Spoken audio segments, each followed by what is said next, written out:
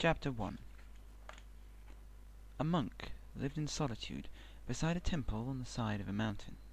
It was a small temple, and the monk was a young monk, and the mountain was not the most beautiful or impressive mountain in Japan.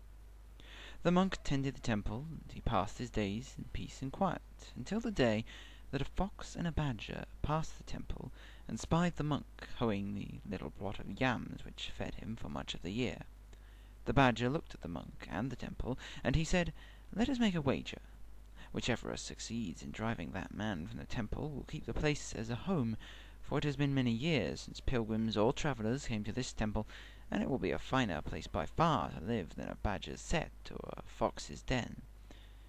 And the fox smiled with her sharp teeth, and blinked her green eyes, and she swished her brush, and she looked down at the hill of the temple and at the monk.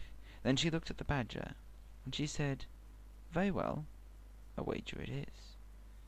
"Each of us will take it in turn," said the badger. "I shall go first." Down in his little garden plot the monk hoed his yams, then he went down on his knees, and he weeded the wild onions and the ginger plants and the little patch of herbs, then he cleaned the mud from his hands and knees, and he went into the living quarters at the back of the temple to prepare for that evening's devotions. That night the moon hung full, huge and silver, in a night sky the colour of a ripe plum, and the priest heard a mighty commotion outside his door. There were 5 men in the courtyard, richly dressed, and mounted on 5 great horses. They were hairy men. Their leader held a great curved sword. "Who serves in this temple?" he called, in a voice like the thunder. "Let him show himself." The monk came forward into the moonlight, and he bowed deeply. "I am the unworthy guardian of this temple," he said, simply. "And a skinny, unimpressive runt of a priest you are," boomed the leader. "But who among us can account for the will of the gods? Truly was it said that those who seek after fortune find it as elusive as grasping a rainbow, while those who disdain good fortune and the world often find it beating upon a gong outside their door." To this speech the young monk said nothing, but he raised his head a little, and he looked at the horseman in the moonlight with sharp eyes that missed nothing at all. "Well, you wish to know what your good fortune is?" "Certainly," said the monk. "Know, then, that you have been sent for by none other than the Emperor himself.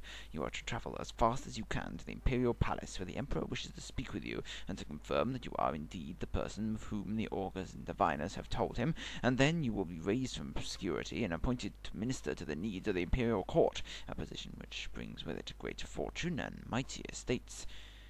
However, know also that if you do not present yourself at the imperial palace before the next day of the monkey, then the auguries go from good to very bad, and the emperor shall regretfully be forced to issue your death warrant. Therefore, wait not a single moment, but depart this place before dawn, or risk the emperor's severe displeasure." The horses stamped their feet in the full moon's light. The monk bowed low once more. "I shall leave instantly," he said, and the 5 horsemen grinned, the moonlight gleaming from their eyes and their teeth, and from the metal bridles and decorations of their horses. "But before I leave, I have one question to ask." "And what would that be?" asked the leader, in a voice like a tiger's roar. "Why would the emperor send a badger to tell me to come to the imperial court?" said the monk, who had observed that, while the first 4 horses had the tails of horses, the last horse of all had the tail of a badger. And with that the monk began to laugh, as he walked back into the temple to begin his evening's devotions. There was a clattering from the courtyard as the riders rode away, and from the mountainside came the yip, yip, yip of a fox, high and vicious and amused. The clouds covered the mountain top before midday the next day, and they were dark, full clouds, so it came as no surprise to the monk when the rain began to fall, a hard, drenching rain that bent the bamboo and flattened the young yam plants.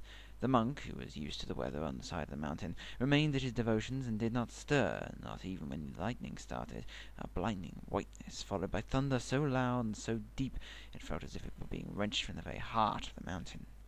The rain redoubled.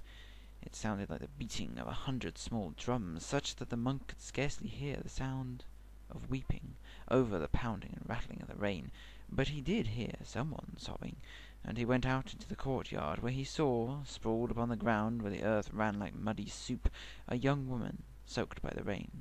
Her robes, which were the richest silk, were sopping and clung to her body like a second skin.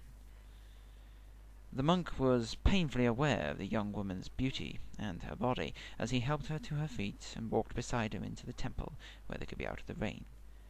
"I am the only daughter of the governor of the province of Yamashiro," she told him, as she stood beside the small brazier, wringing out her garments and her long, very black hair.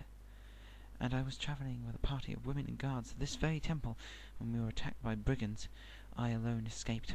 I overheard them say that when this rain lets up they are going to ride up the mountainside to this temple and burn it to the ground and kill anyone they find here."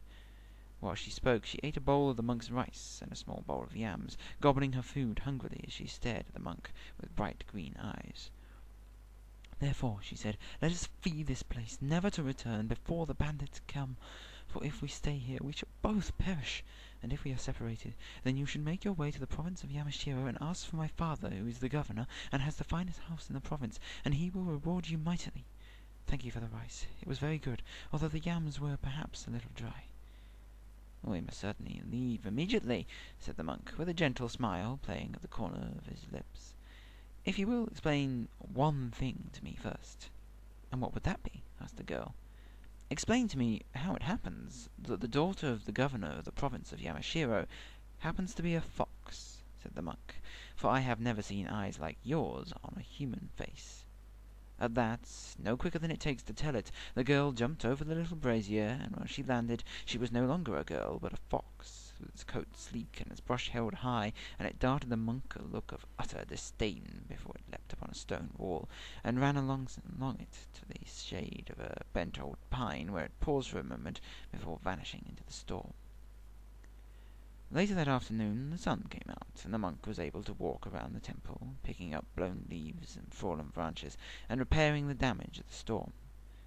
He was beginning to perceive a pattern here, so he was not entirely surprised when, several nights later, as the sun was setting, a troop of demons shambled through the woods to surround the little temple. Some of them had the heads of dead men, and some of them had the heads of monsters, with yellow tusks and staring eyes and huge horns, and they set up a clamour such as you have never heard. "We smell a man!" they shouted. "We scent man-flesh! Bring out the man, and we shall eat him. We shall roast his heart and vitals and brains, feast on his eyes and his cheeks and his tongue, and swallow his liver and his fat and his testicles. Bring him here!" And with that, several of the demons began to pile high the fallen branches the monk had gathered, and they breathed on them with their fiery breath until the branches began to smoke and then to burn. "And if I do not call out?" called the monk.